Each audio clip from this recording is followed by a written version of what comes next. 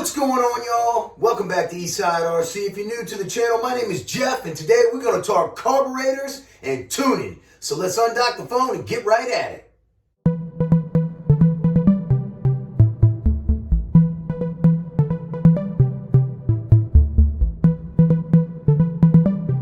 Alright, y'all. We're going to be taking a look at three carburetors, the WJ71, the 1107, and the 990. Base settings for a 990. We're going to hit the base settings first. 1 turn out on the low. A turn and a half out on the high. Base settings for an 1107. 1 3/8 out on the low. 1 7/8 out on the high. You want to make it easier on yourself? Do 1 1/2 out, 2 out. All right. This carburetor here, the WJ71, on a 50cc engine, I noticed that Mike has this set at a turn and a pinch out on the high and 1 1/2 out on the low. So that's going to be excessively rich. I'm not sure about the high. I'll have to check that out. The 40 is similar, but leaned just a little bit more, obviously, because it's a smaller engine. It doesn't need as much fuel as the 50. Now, I run 50 to 1. You guys know that. Mike recommends I run 25 to 1 in these engines. But I just want to share with you guys, the 50 to 1 and 25 to 1 are huge differences. People do not like 50 to 1 because it's a rich on fuel, lean on oil mix, leaner on oil. 25 to 1 is rich on oil, lean on fuel. Guess what kills these engines? Lean on fuel, because the oil is suspended in the fuel. So what are you getting when you're putting 50 to 1 through these little tiny carburetors?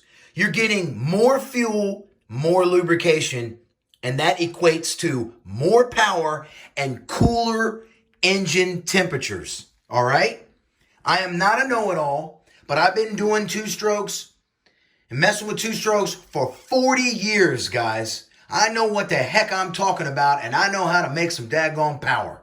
All right? So you don't have to take what I'm saying with a grain of salt. You can know this is the truth. So how do I tune my carburetors? Well, I tune my carb. I start with the low needle first and then the high.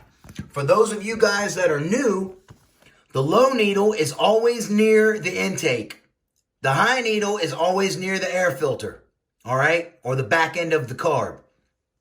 So when you start these things up, you get them good and warmed up, you make a couple passes, and then you can start your tuning. I like to set my low needle first, and I like to set my low needle as fat as I possibly can, because fuel makes power. Lean is only mean on internals.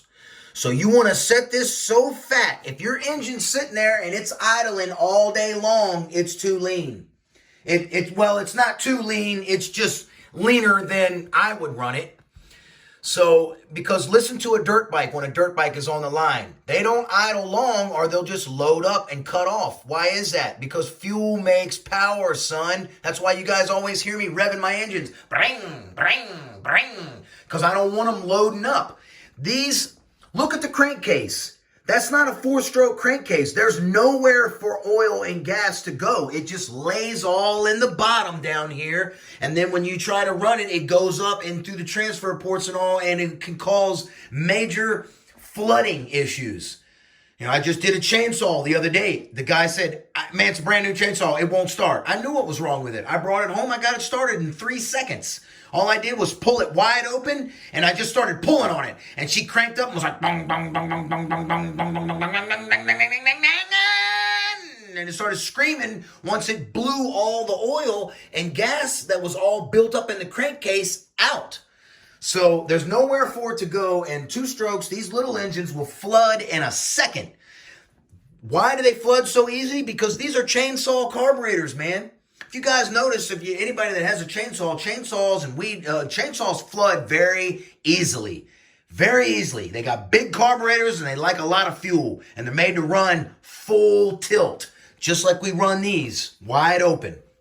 So, if you notice, this 990 is similar to this in the fact that there's a nozzle in the center there. See that nozzle sticking down?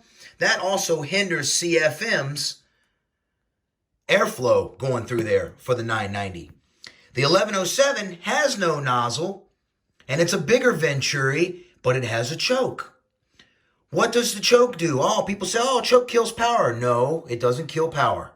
Not on this carburetor. A choke can actually cause a pickup in airspeed. Airspeed makes power. All right, so this is good for up to a 30cc engine. After that, you want to go with an 1107. In my opinion, the 45 Rovin cc comes with an 1107 when it should come with an HDA 223 carburetor, would be a more proper carb. Okay, so back to tuning. Low first, extra fat. Make some passes. After the engine's good and warmed up, you make some passes, okay?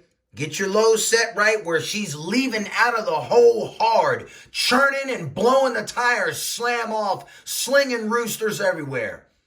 Then listen. Listen to what the engine is calling for after you make a couple passes. That's when you're going to hit this needle here. On all these carburetors, I suggest an 1/8 of an inch turn, okay? A 16th of an inch.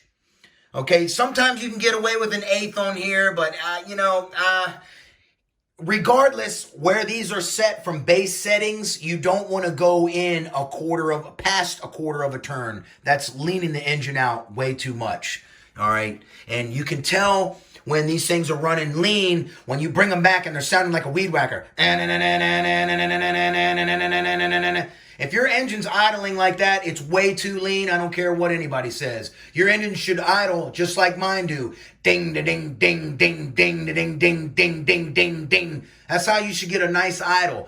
The 990, people are famous for burying this all the way down, the idle. They'll tighten the idle all the way up, and what that does is that creates like a vacuum leak. It keeps the butterfly open just slightly, and that jacks up your tuning. That's called the Bart tune, slamming the idle all the way down. That's a stupid tune, all right? That's dumb. You don't want to do that.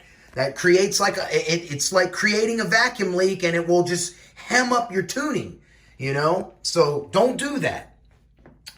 And once you get your low set good and fat, then all you're doing is you're just cleaning up the high. If you're out there running, it's going, and it won't never reach peak RPMs, and it just won't clear out. More than likely, it's too rich. If it's too lean, it'll start cutting out. And then you know you're too lean. And you don't get very much running too lean on a two-stroke before it's done, because the oil is suspended in the fuel. So it's critical, man, that you get your tune right. Your tune is everything. Tune is your power, your engine temperature. It's everything, okay?